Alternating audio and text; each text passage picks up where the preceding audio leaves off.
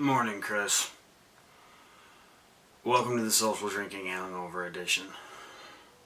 My original plan was to have a few drinks and then come to make a video about some stuff that I made some notes on. And then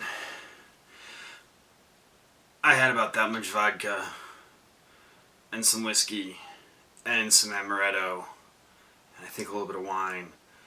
And then my wife and I watched The Room. I'm not sure if you're familiar with The Room. It is fucking terrible, man. It's like voted one of the worst movies ever. I looked up some information about it, but it's like 7 a.m. and I haven't been up for less than an hour, and I have a headache because I'm hungover. So no, I'm not gonna bother. This morning I'm drinking coffee and water. Lots and lots of water. I made some notes about some stuff I wanted to talk to you about. I'm sure you have heard, but apparently there might be a ninth planet. And this isn't like reclassifying Pluto again. Because did you know that there's 2 dwarf planets in our solar system? I think that was like Sirius or Ceres or Cresces or some shit like that. I don't remember. But there might be a 9th planet out there way past Pluto and like a full-size planet obeying, controlling its own orbit and all that happy horse shit. And everybody's talking about it. And I read one article where they had suggested a name. And since all the planets have Roman god names, this one, I can't get that excited. It was suggested that this one has a Roman goddess name. Nox, in particular. Nyx, in the Greek goddess pantheon. The Roman goddess of night and shadow. Which, given that this planet is so fucking far out, we're not sure if it's there yet. I can kind of see that, because it's way the hell out there. On the political spectrum, I have been doing some very interesting research. Well, I would call it research, but really I'm just listening to the radio a lot of NPR. And I find that I am really, really interested in the Republican Party this year, because it is just a giant clusterfuck. Ted Cruz, Donald Trump, fuckwads, total fuckwads. Jeb Bush is like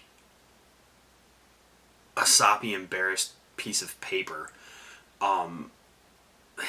Very, very kind of pathetic guy when you look at some of the shit about him online. Apparently, in one town hall meeting, he gave an applause line, and he says it, and he's like, "And we'll make America great again." Please laugh.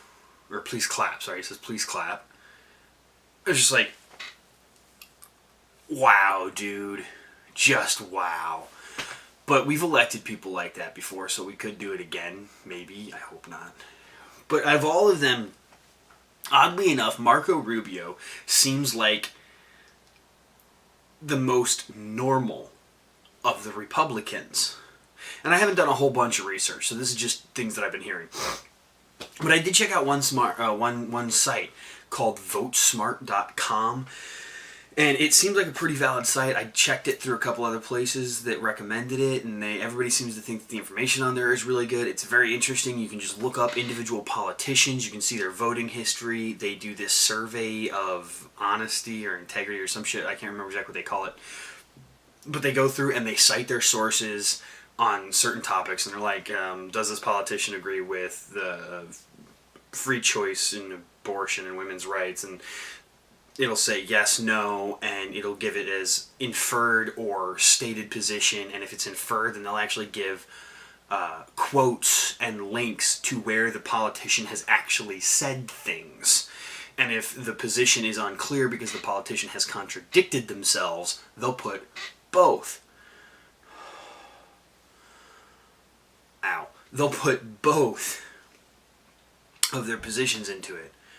Oh, fuck.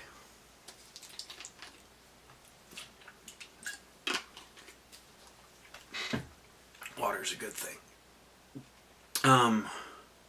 I know that you're voting for Sanders. My wife is very interested in Sanders, and I know I originally said that Sanders wouldn't get elected, and I am starting to doubt that statement, but I do still think that he might not be the best Democrat to elect because he is so far left. And right now, with the kind of divisions we have, somebody who's that far left, even though I like his policies, I don't think he's going to be able to get anything done. I don't think he's going to be able to be an effective politician. I think if we elected him, we'd see less progress than we've seen under Obama because there would be more pushback against him. What I would really like to see, honestly, is a Clinton-Sanders ticket, because Clinton is mainstream enough and embedded in the system enough that she could get shit done, and Sanders is idealistic enough that he could basically be on her ass to not be a douchebag. So I think that could be a really, really good thing. I also made a post-it note. I must have been drunk when I did it. But it's a video topic: female sexuality and arousal. I have no idea what I was talking about, but it's there. Female sexuality and arousal. It's a good thing. I like sexually aroused females. So, but that's about it. I'm gonna curl up on the floor and cry. Have a good morning.